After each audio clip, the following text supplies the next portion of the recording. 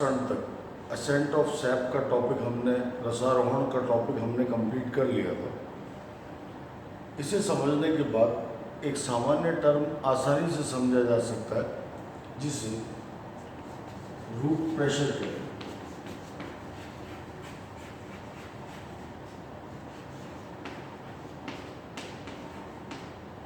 जिसे मूल दाब कहा जाता है। मूल दाब असल में जड़ों में विकसित होने वाला एक पॉजिटिव प्रेशर है। ये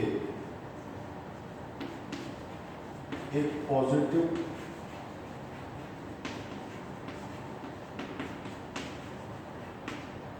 हाइड्रोस्टैटिक प्रेशर है, द्रव स्थैतिक दाब है। और यहाँ द्रव का मतलब जल से होगा, ये जल स्थैतिक दाब है। और इस जल स्थैतिक दाब की फीलिंग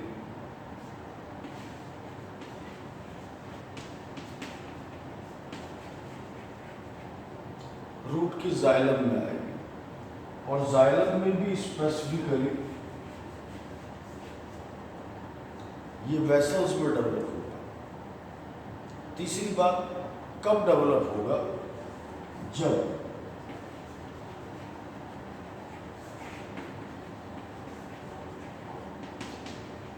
वाटर का एब्जॉर्प्शन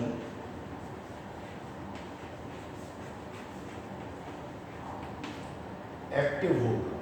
पैसिव और एक्टिव वाटर एब्जॉर्प्शन इससे पहले हम पढ़ चुके हैं। ये सिर्फ एक्टिव वाटर एब्जॉर्प्शन के समय डेवलप होता है। एक्टिव वाटर एब्जॉर्प्शन में हमने ये पढ़ा है कि ऑस्मोटिक प्रेशर उसके लिए रिस्पॉन्सिबल था और हाई ओपी की तरफ वाटर मूव करता था। Low OP to high OP water move करता था, और हाईएस्ट ओपी हमने कहा था जाइलम में हो जाता। उस हाई ओपी के कारण जल जाइलम में भरता चला जाएगा, और रूट के जाइलम में जो दाब उस आते हुए पानी की वजह से डेवलप होता है, उस दाब को हमने रूट प्रेशर नाम दिया। वहीं हमने एक और चीज़ समझा था कि एक्टिव एब्जॉर्प्शन के समय बनने वाला ओपी रूट से स्टेम की तरफ ग्रो करता है, यानी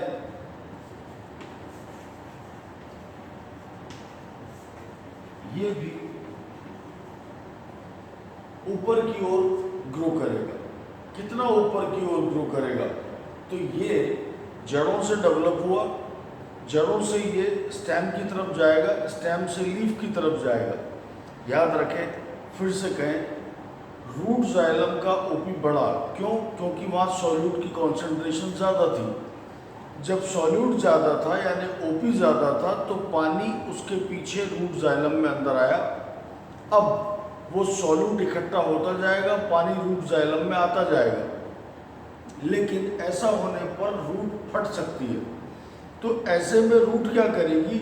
उस सॉल्यूट को जो इस पानी के आने के लिए रिस्पॉन्सिबल है, उसे स्टेम में डाल देगी। तो पानी पीछे पीछे स्टेम में जाएगा। स्टेम उस सॉल्यूट के दबाव से बचने के लिए उस सॉल्यूट को लीफ में डाल देगा। पीछे पीछे पानी स्टेम से लीफ की तरफ चला जाएगा। अल्टीमेटली लीफ उस एक्स्ट्रा सॉल्यूट को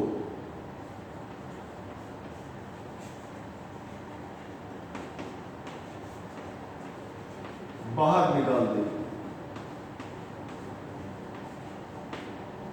जिस फिनोमेनन को गटेशन यानी बिंदु स्त्राव कहा जाएगा। यानी आप सीधा समझें इस बात को कि ये तीन फिनोमेनन, तीन परिघटनाएं एक दूसरे से लिंक्ड है। पहली घटना जिसे हम कह रहे हैं एक्टिव एब्जॉर्प्शन, अगर वो होगा तो रूट प्रेशर डेवलप करेगा। रूट प्रेशर डेवलप करेगा तो उस एक्स्ट्रा सॉल्यूट को बाहर निकालने का, या प्लांट्स में एक्सक्रीशन ऑफ एक्स्ट्रा सॉल्यूट का तरीका है गटेशन, जिस पर हम अगले हेडिंग्स में बात करेंगे। ये प्रेशर में कुछ खास बातें हैं। ये इसकी डेफिनेशन और रिलेटेड पॉइंट है, और ये प्रमुख सवालों में से है फिजियोलॉजी के पेपर में। यहाँ एक इम्पॉर्टेंट फैक्ट जो याद रखने लायक है वो ये है कि ये वेसल्स में डेवलप करेगा। याद रखें, अगर ये प्रेशर वेसल्स में डेवलप कर रहा है, इसका मतलब ये दबाव जिसे हम रूट प्रेशर कह रहे हैं, इस पर एक और पॉइंट निकल कर आया कि ये दबाव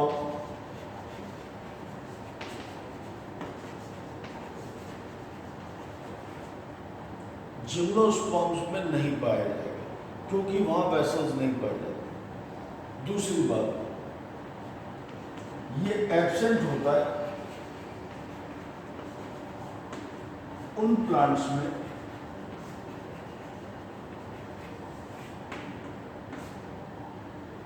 जिनमें ट्रांसपिरेशन की रेट बहुत ज़्यादा होती है, यानी वाष्पोत्सर्जन जिन पौधों में उच्च दर पर होता है उनमें मूल दाब रूट प्रेशर नहीं पाया जाता।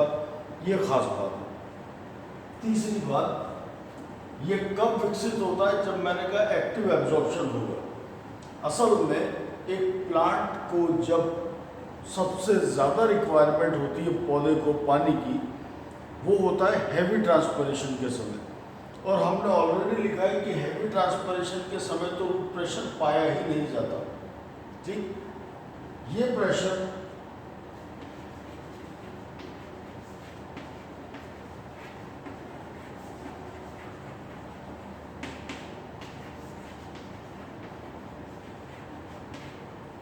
तब डेवलप होता है जब अवशोषण की दर ज़्यादा होती है।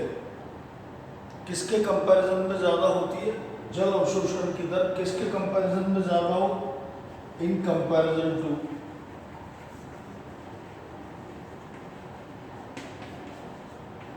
एब्जॉर्प्शन, यानी जब दर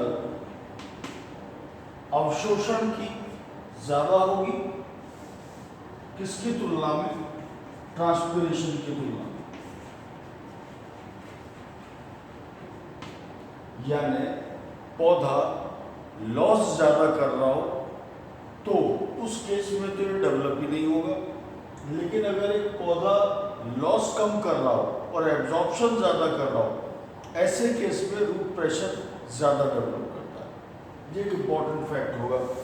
इसके अलावा अगर ये प्रेशर डेवलप होता है, जिन प्लांट्स में हम बात कर रहे हैं, जिन प्लांट्स में ये प्रेशर डेवलप होगा, तो कितनी मात्रा इस प्रेशर की हो सकती है?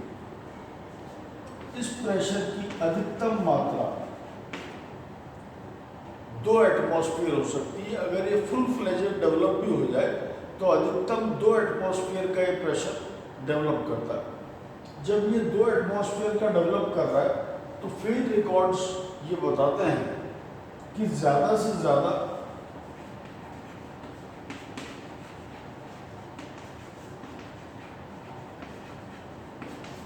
एक तने में जब पानी ऊपर चढ़ता है, जिसे हम रसारोहण या असेंट ऑफ सैप कहते हैं, तो अगर ये प्रेशर डेवलप भी हो तो ज़्यादा से ज़्यादा 2 एटमॉस्फेयर का डेवलप होगा।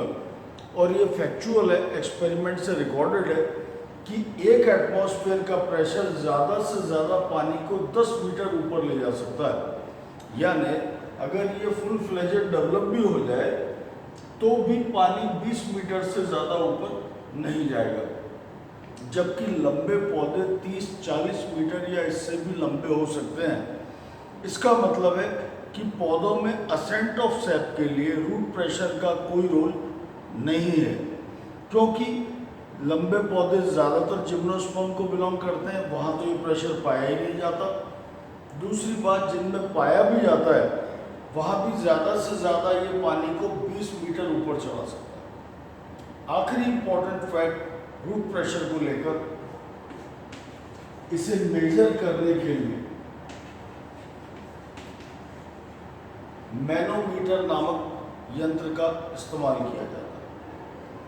ये रूट प्रेशर एक इम्पॉर्टेंट क्वेश्चन है, छोटे 1 लाइन क्वेश्चंस के लिए, डेफिनेशंस के लिए भी और इसके फैक्ट्स के डिस्कशन के लिए भी। यानी जो 2 और 3 नंबर के हमारे सवाल आते हैं वहाँ भी रूट प्रेशर डिस्कशन का एक मेन पॉइंट रहेगा, तो इसे आप अच्छे से ध्यान रखें। आज के लिए इतना ही करेंगे। Thank you.